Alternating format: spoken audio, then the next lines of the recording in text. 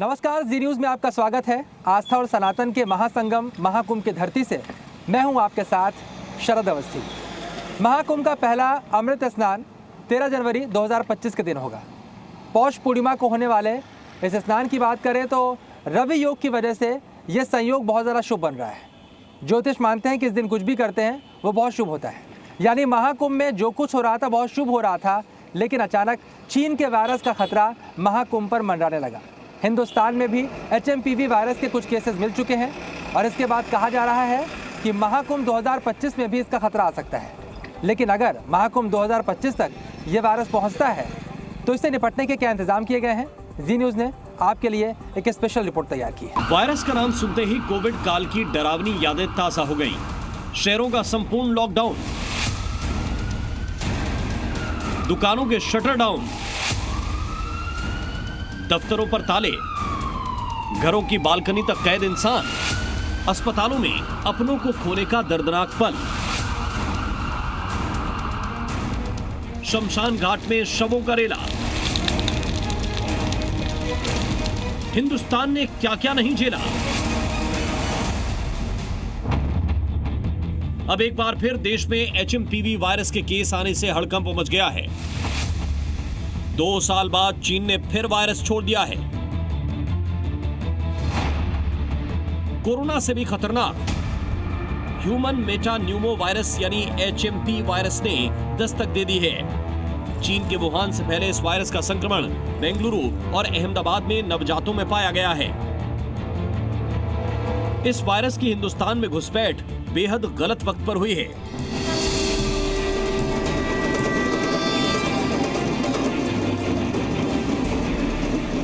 महाकुंभ को अब 8 दिन भी नहीं बचे।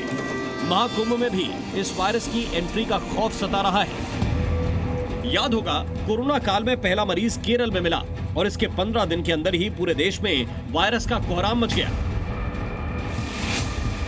इस बार HMPV वायरस के केस अहमदाबाद, बेंगलुरु में मिले। कोई दावे से नहीं कह सकता कि इस बार वायरस नहीं फैलेगा, प्रयागराज तक नहीं पहुंचेगा।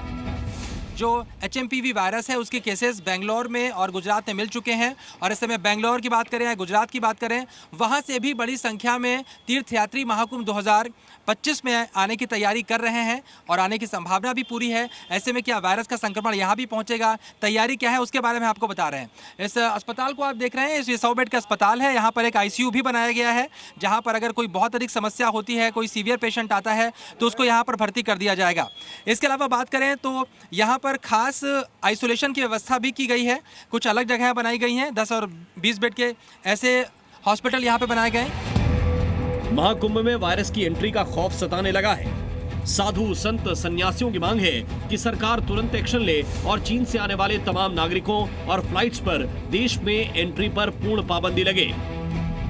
भारत सरकार से विशेष रूप से अनुरोध करूंगा कि जब तक ये महामारी वायरस चाइना में फैला हो, तब तक चाइना से जो लोग आने जाने वाले लोग हैं उन पर प्रतिबंध लगा दिया जाए, क्योंकि यहाँ विश्व का बहुत बड़ा मेला प्रयागराज होने जा रहा है। अगर कोई भारत में एक भी जगह कोई वायरल फैला और वो कुंभ मेले में आ गया तो इस वायरल को फिर संभाला नहीं जाएगा। इस वायरस की चपेट में आए मरीजों की भीड़ से चीन के अस्पताल भरे हुए हैं। पिछले 10 दिनों में इसके संक्रमण ने 600 गुना की रफ्तार पकड़ी है। समझना मुश्किल नहीं कि वायरस कितना खतरनाक है, लेकिन कहते हैं ना, दूध का जला छाछ भी फूंक फूंक कर पीता है। लिहाजा इस बार वायरस को लेकर तैयारी जोरों पर है। महाकुंभ प्रशासन ने वायरस से 2-2 हाथ करने के लिए कमर कस ली। प्रयागराज महाकुंभ में जो लोग भी आने वाले हैं, खासकर विदेशों से आने वाले हैं, उनकी स्क्रीनिंग की भी यहाँ पर तैयारी की गई है। एयरपोर्ट के बाद स्क्रीनिंग की व्यवस्था की गई है। बस स्टॉप की बात कर लें, रेलवे की बात कर लें तो वहाँ भी स्क्रीनिंग की जाएगी। और अधिकारियों ने जो हमें जानकारी दी है उसके मुताबिक अब तक भले ही कोई विशेष रणनीति नहीं बनाई गई हो, क्योंकि आज ही वायरस के केस सामने आए हैं, लेकिन ये तैयारियां शुरू हो चुकी हैं। स्वास्थ्य को लेकर के हमारी टीम काफ़ी एक्टिव है और यहाँ पर जेडी साहब और एडी हेल्थ इसको देख रहे हैं। जो भी एडवाइजरी और जो भी गाइडलाइंस मिनिस्ट्री से जारी होगी या भारत सरकार की तरफ से या उत्तर प्रदेश सरकार की तरफ से मिलेगी, उसका अच्छे से अनुपालन कराएंगे और फुल अलर्ट है हमारी टीम। चीन का HMPV वायरस सबसे ज्यादा बच्चों और बुजुर्गों पर असर डालता है। भारत में संक्रमण के 3 मामले बच्चों के हैं। यही वजह है कि महाकुंभ में किसी भी संकट से निपटने की पूरी तैयारी है। महाकुंभ में बनाए गए इस अस्पताल को हाईटेक बना दिया गया है। यहाँ 100 बेड के साथ पूरा अस्पताल तैयार है। 10 बेड हम लोगों ने उसके लिए आइसोलेट किए हैं कि किसी भी तरह के सिम्टोमेटिक लक्षण के लिए जो आपके इन्फेक्शस डिजीज़ हो उसको रोकने के लिए उनको वहाँ पे हम ट्राइज करेंगे, यानी रोकेंगे वहाँ पे। और रोकने के बाद जब वो उनके जांचें होंगी, अगर वो कोई भी खतरे वाली बीमारी के साथ हैं तो उनको फिर वहाँ पे ट्रीटमेंट दिया जाएगा, और अगर खतरे वाली बीमारी से नहीं है तो फिर उनको जो है डिस्चार्ज कर दिया जाएगा।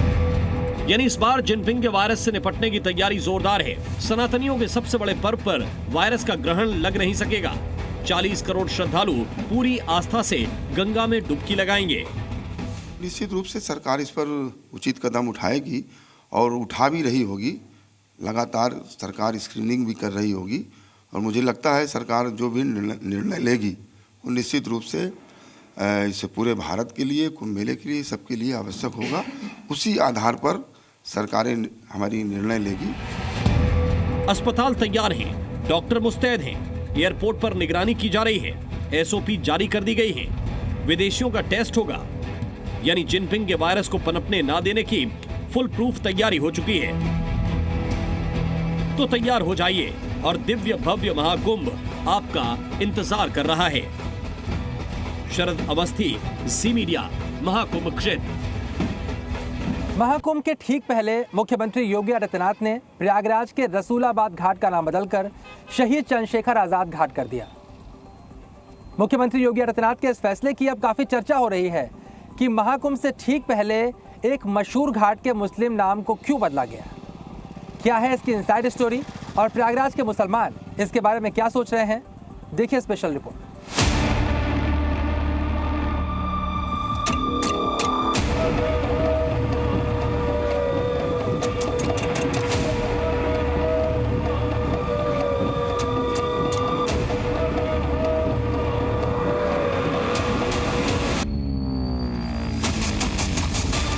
तैतीस साल से लटका फैसला 3 मिनट में हुआ।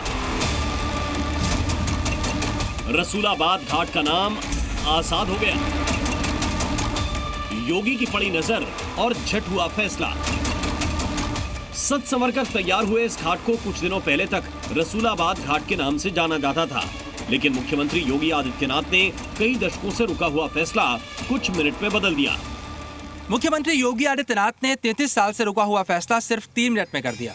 उसके बाद जो घाट कुछ दिनों पहले तक रसूलाबाद घाट के नाम से मशहूर था, अब उसे अमर स्वतंत्रता सेनानी शहीद चंद्रशेखर आजाद घाट के नाम से जाना जाने लगा है। मुख्यमंत्री योगी आदित्यनाथ के साथ उस वक्त मौजूद शहर के मेयर गणेश केसरवानी ने बताया कैसे सिर्फ 3 मिनट में ही महाकुंभ से ठीक पहले निरीक्षण करने आए मुख्यमंत्री ने यह फैसला ले लिया और रसूलाबाद चंद्रशेखर आजाद घाट हो गया। वो यहाँ आए थे प्रयागराज दौरे पर, यहाँ की तैयारियों का जायजा ले रहे थे।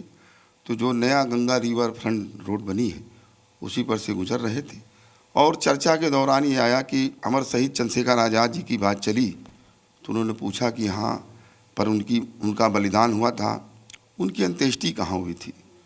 तो ये हुआ कि रसूलाबाद घाट में हुआ था। तो उन्होंने कहा कि उस घाट का नाम तत्काल बदलो और चंद्रशेखर आज़ाद, अमर शहीद चंद्रशेखर आज़ाद घाट रखो।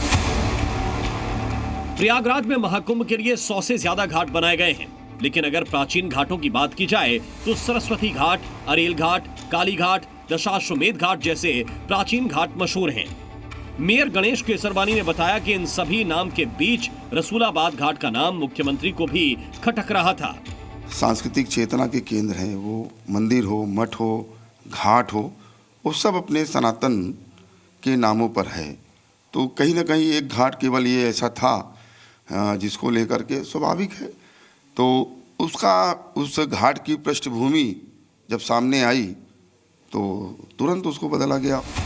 मुख्यमंत्री योगी त्वरित फैसला लेने के लिए जाने जाते हैं। स्थानीय लोग भी इस फैसले से काफी खुश हैं। मैं योगी जी को कोटि कोटि धन्यवाद देना चाहूँगा कि इस घाट को इन्होंने चंद्रशेखर आज़ाद घाट किया। दुख इस बात का है कि बहुत देर में हुआ, बस ये बहुत पहले हो जाए। जो हम लोग के जुबान पे रसूलाबाद घाट आ गया, वो आज़ाद घाट फक से मुझे कहना चाहिए था, वो हम लोग कह नहीं पा रहे थे। अब हम गर्व से कह पाएंगे कि ये चंद्रशेखर आज़ाद घाट है। शहीद चंद्रशेखर आज़ाद घाट तो बहुत पहले कर देना चाहिए था इन लोगों को। ये रसूलाबाद तो लोकल नाम है, क्योंकि हमारी ये क्रांतिकारी लोग हैं ये, और ये हमारे लिए तो बहुत गर्व की बात होनी चाहिए ना कि हमारे जो नायक हमारे देश के हैं उनके नाम से हमारा घाट होना चाहिए। चलिए अब आप समझिए आखिरकार रसूलाबाद घाट का नाम बदलकर शहीद चंद्रशेखर आजाद घाट क्यों रखा गया। इसे समझने के लिए आपको चलना होगा प्रयागराज के उस ऐतिहासिक और प्रेरणादायक स्थल पर जहां आजादी की लड़ाई का एक परवाना शहीद हुआ था। अंग्रेजों के हाथों गिरफ्तार होने की बजाय चंद्रशेखर आजाद जी ने आखिरी गोली अपने मार ली और उसके बाद यहीं पर उनकी मृत्यु हुई। इस स्थान से अंग्रेज फिर उनको रसूलाबाद घाट लेकर गए और वहीं पर उनका अंतिम संस्कार किया गया। और अब मुख्यमंत्री योगी आदित्यनाथ ने फैसला कर लिया है कि जिस जगह पर अमर शहीद का अंतिम संस्कार हुआ था उस जगह को भी अमर शहीद का नाम दे दिया गया और इसीलिए रसूलाबाद घाट का नाम बदलकर शहीद चंद्रशेखर आजाद घाट कर दिया गया है। अल्फ्रेड पार्क में चंद्रशेखर आजाद ने शहादत दे दी, लेकिन इतने बड़े क्रांतिकारी की शहादत के बाद अंग्रेज सरकार को भी इस बात का ख्वाब था कि कहीं लोग बगावत न कर दें। क्रांतिकारियों में गुस्सा था। इसके बाद आनन फानन में अंग्रेजों ने चुपचाप रसूलाबाद घाट में चंद्रशेखर आजाद का अंतिम संस्कार करवा दिया। इस वक्त इनकी यहाँ पे मूर्ति आप लगी देख सकते हैं। इस मूर्ति में भी चंद्रशेखर आजाद जी के हाथ में एक पिस्टल है। जिस वक्त अंग्रेज़ों से उनकी मुठभेड़ चल रही थी उस वक्त चंद्रशेखर आज़ाद जी ने अंग्रेज़ों के हाथ आने के बजाय अपने आप को ख़त्म करने की ठानी थी और वो चाहते थे कि वो किसी भी तरह अंग्रेज़ों की कैद में रह रहे हैं, क्योंकि वो हमेशा कहते थे कि वो आज़ाद थे, आज़ाद हैं और आज़ाद रहेंगे। मुख्यमंत्री योगी आदित्यनाथ ने महाकुंभ से ठीक पहले रसूलाबाद घाट का नाम बदलकर अमर शहीद की शहादत को भी नमन किया है। खास बात यह है कि हिंदुओं के साथ साथ प्रयागराज के मुसलमान भी इस फैसले का विरोध नहीं कर रहे। आज का नहीं तो बहुत पहले का ही नाम था। पुराना नाम था? पुराना नाम था, ये तो नया नाम तो था नहीं। अच्छा, पुराना नाम रसूलाबाद ही था? पुराना नाम तो रसूलाबाद घाट ही नाम, जब से पैदा हुए हैं तब से तो यही जान रहे हैं हम। अच्छा, आपके जो पुरखे रहते होंगे? जी जी, सब ये जानते हैं, रसूलाबाद घाट। मुख्यमंत्री इससे पहले भी कई शहरों और स्थानों का नाम बदल चुके हैं। गोरखपुर में उर्दू बाजार को हिंदी बाजार, हुमायूंपुर को हनुमान नगर, मीना बाजार को माया बाजार और अलीनगर को आद्य नगर किया गया था। खुद इलाहाबाद का नाम प्रयागराज किया गया और अब महाकुंभ से पहले रसूलाबाद घाट का नाम बदलने का सनातनी स्वागत कर रहे हैं। शरद अवस्थी, जी मीडिया, प्रयागराज। देखिए, महाकुंभ 2025 में 40 से 45 करोड़ लोग इकट्ठे होने वाले हैं और यही वजह है कि महाकुंभ न सिर्फ आतंकियों बल्कि जिहादियों के निशाने पर भी आ चुका है। खुफिया एजेंसियों ने अलर्ट दिया है कि जिहादी जबरदस्त साजिश रच रहे हैं, लेकिन योगी सरकार ने इससे निपटने के भी इंतजाम कर रखे हैं। इसीलिए यहाँ पर एक ऐसी महारक्षक जोड़ी को तैनात किया गया है जिसने 500 से ज़्यादा आतंकियों को जहन्नुम पहुँचाया है। कहा जाता है कि कश्मीर के ये सुपर कॉप्स जहाँ भी तैनात कर दिए जाते हैं, जिहादियों को जहन्नुम पहुँचने में ज़्यादा वक्त नहीं लगता। देखिए रिपोर्ट।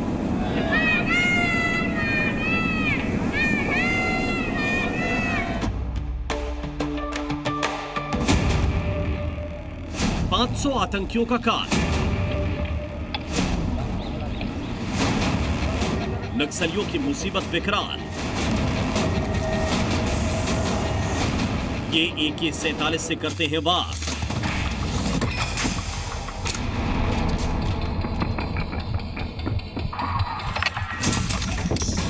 इनके सामने जिहादी बिल्कुल लाचार। जी हां, पूरा बायोडेटा बताएंगे तो आतंकी आकाओं को सांप सूंघ जाएंगे। जिहादियों के मंसूबे पस्त पड़ जाएंगे और हमले की फिराक में बैठे आतंकी दिल में दुबक जाएंगे। कश्मीर के इन सुपर कॉप्स की पूरी डिटेल आपको आगे बताएंगे। अभी सिर्फ इतना जान लीजिए कि योगी सरकार ने महाकुंभ के खिलाफ साजिश रचने वालों को मिट्टी में मिलाने का पूरा इंतजाम कर लिया है। अगर कोई अब भी खतरनाक मंसूबों के साथ प्रयागराज पहुंचता है तो यकीन मानिए, कुंभ के कमांडो उन्हें जमीन में गाड़ देंगे, क्योंकि आतंकियों की अक्ल ठिकाने लगाने के लिए संगम नगरी में एक ऐसी फौलादी जोड़ी उतारी गई है जिसका खात्मा करने का ट्रैक रिकॉर्ड 100% का है। घाटी की दुर्गम पहाड़ियां हो या छत्तीसगढ़ के घने जंगल, देश का कोई भी दुश्मन इनकी AK-47 से ज्यादा देर बच नहीं सकता। अब सवाल यह है कि आखिर ये जोड़ी है किसकी? वैसे तो योगी सरकार ने खुद सुरक्षा का बड़ा ही फुल प्रूफ प्लान बनाया है। ताकत से लेकर तकनीक तक सुरक्षा का पूरा समावेश महाकुंभ के चप्पे चप्पे पर दिखाई दे रहा है। लेकिन इन सब के बीच बहुत ज्यादा चर्चा एक ऐसी जोड़ी की जा रही है जिन्हें आतंकियों का काल माना जाता है। खूंखार नक्सली भी इनके नाम से थर थर कांपते हैं और इनके नाम हैं अकरम अली और मोहम्मद अफसर। ये दोनों मुस्लिम योद्धा सीआरपीएफ की उस टीम का हिस्सा हैं जिन्होंने सीआरपीएफ के कई बड़े ऑपरेशंस को अंजाम दिया है। सोचकर देखिए, जिस महाकुंभ में मुसलमानों की एंट्री पर सवाल हो, वहां सनातनी आस्था की सुरक्षा का जिम्मा ये दोनों मुस्लिम योद्धा संभाल रहे हैं। जहादी कहाँ आएंगे यहाँ से और ये क्या धमाका करेंगे वो? जब हम आए हैं, अभी हम कश्मीर झारखंड का इलेक्शन करा आ रहे हैं, कुछ दिन पहले, उससे पहले कश्मीर का इलेक्शन कराए। 5 साल कंटिन्यू रह के आ रहा हूँ कश्मीर से। दूर से बैठ के धमकी दे रहे हैं, इनकी धमकी से कोई हमारे पर न असर पड़ता है, न हम बहकाते हैं। हमने जो ऑपरेशन चलाए हैं, आपने पीछे भी जो ऑपरेशन चले हैं कश्मीर वगैरह में, जितने भी ऑपरेशन चले हैं, तो हम लोग ऑपरेशन चलाते हैं, तो इनसे हमें कोई भय या डर की चीज़ नहीं है। चाहे वो कश्मीर के उग्रवादी हों, चाहे वो खालिस्तान के हों। कहते हैं इंसान अपने कर्म से जाना जाता है। एक तरफ जहां जिहादी सनातनी समागम के खिलाफ साजिश रच रहे हैं, वहीं एक अकरम हैं जो सनातनियों के रक्षक बनकर खड़े हैं। सीआरपीएफ बटालियन के कमांडर अकरम अली ने तो ऐलान भी कर दिया है कि किसी भी आतंकी की इतनी औकात नहीं कि महाकुंभ की तरफ आंख उठाकर देख सके। किसी की औकात नहीं है कि जो यहाँ बाल भी वाका कर सके। ये दो टूक है हमारी। सभी भाइयों से कहना चाहता हूँ, जो भी हैं बिना भयभीत हुए, बिना डर कुंभ के मेले में आए और स्नान करें। यहाँ कोई डरने वाली चीज़, ऐसी डरने वाली बात नहीं है कि भाई यहाँ कुछ होगा। आपको बता दें कि अकरम अली के अलावा मोहम्मद अफसर भी हैं जो सनातनियों की सुरक्षा में कंधे से कंधा मिलाकर खड़े हैं। जानकारी के मुताबिक सीआरपीएफ के दोनों अफसर कई आतंकियों के खिलाफ कई ऑपरेशन में शामिल हो चुके हैं। इसके अलावा नक्सल प्रभावित इलाकों में भी लंबा वक्त गुजार चुके हैं। आतंकी हो या जिहादी, किसी को ये बख्शे नहीं है। ये अपनी पूरी टीम को लेकर यहाँ पहुँचे हैं। बहुत सारे बड़े बड़े चेहरे हैं, नाम है मनोज कुमार हो, या दूसरी तरफ हम जाएंगे विष्णु दत्त हो, या आगे सीना तान के खड़े हैं मोहम्मद अफसर। अलग अलग ऑपरेशन में रहे, चाहे आतंकी हो चाहे जिहादी हो, किसी को छोड़ा नहीं है। हिंदुओं से प्रॉमिस किया है। योगी की पुलिस राज्य में असामाजिक तत्वों का कैसा इलाज करती है, ये बात किसी से छिपी नहीं है। मगर इस बार मुद्दा महाकुंभ में सुरक्षा का है। लिहाजा केंद्र ने अपने सबसे भरोसेमंद कश्मीर के कमांडो भेजे हैं। लिहाजा बेफिक्र हो जाइए, संगम नगरी में आस्था की डुबकी लगाइए और तमाम कष्टों से तर जाइए, क्योंकि महाकुंभ के महारक्षक सुरक्षा की गारंटी दे रहे हैं। प्रमोद शर्मा, जी मीडिया, महाकुंभ क्षेत्र।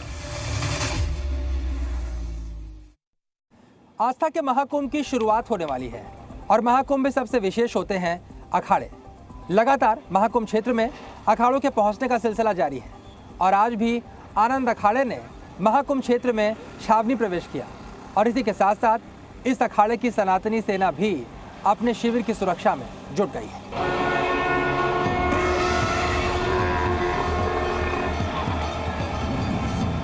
गजराज पर सवार साधु सन्यासी,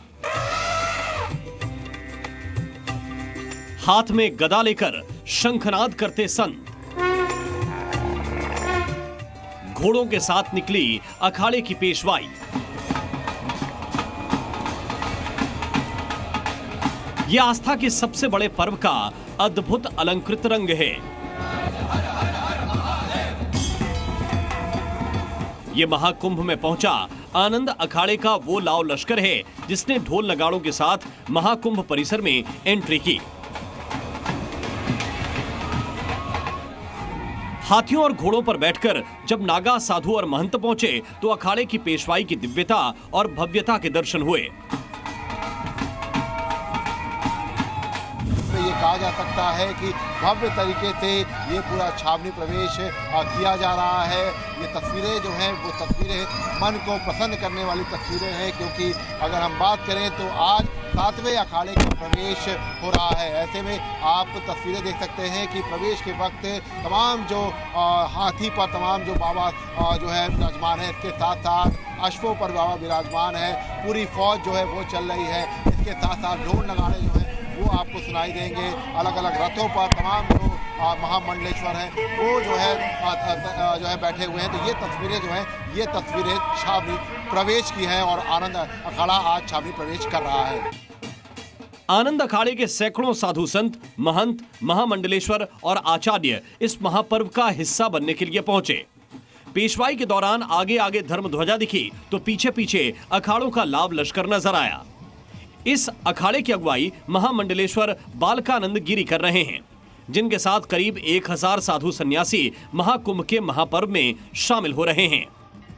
तमाम जो यहाँ पर रथ हैं और जिस पर महामंडलेश्वर महंत हैं वो यहाँ पर बैठे हुए हैं और ये तस्वीरें जो हैं ये तस्वीरें बेहद खास हैं और बेहद अलग तस्वीरें हैं। और ये कहा जा सकता है कि फिलहाल जो आनंद अखाड़ा है वो आज कुंभ क्षेत्र में प्रवेश कर रहा है। महाकुंभ में साधुओं का रेला एक से एक अलबेला। अब हम आपको महाकुंभ की वो तस्वीर दिखाने जा रहे हैं जिसके बाद आपको मालूम चलेगा कि सनातन की जड़ें कितनी गहरी हैं। जहां पर चांदी की छड़ी भी है, कभी ना बुझने वाली अग्नि भी है। इसी के साथ साथ यहां पर वो हठी साधु भी हैं जो अपनी महाहट के लिए अपने हाथ का त्याग कर देते हैं। तो चाबियों से प्रसिद्धि पाने वाले सन्यासी भी हैं। देखिए स्पेशल रिपोर्ट।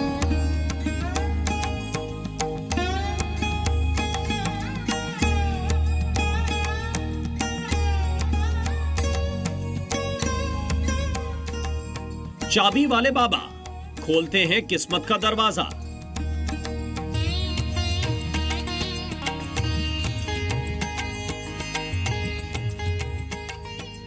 महाकुंभ में एक चाबी वाले बाबा हैं जो जिधर से भी निकल गए समझो इनके चारों तरफ भीड़ जुट गई।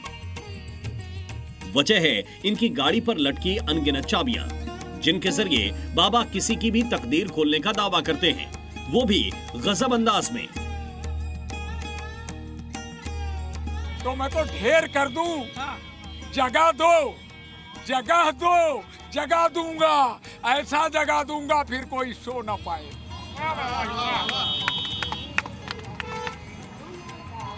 दिमाग की बत्ती जगा दी ना, ये चाबी वाले बाबा हैं। दिमाग का बंद ताला खोल देते हैं। ज्ञान की एक बड़ी मूर्त है। चाबी वाले बाबा बहुत सारी चाबियां लेकर घूम रहे हैं, किस्मत का ताला भी खोलते हैं। जानकारी के मुताबिक फिलहाल बाबा की गाड़ी में 123 चाबियां लटकी हैं, जो घाट तक पहुंचते पहुंचते और बढ़ सकती हैं। महाकुंभ 2025 की आज की बड़ी खबरों में फिलहाल इतना ही, लेकिन देश और दुनिया की तमाम बड़ी खबरों के लिए आप देखते रहिए जी न्यूज़।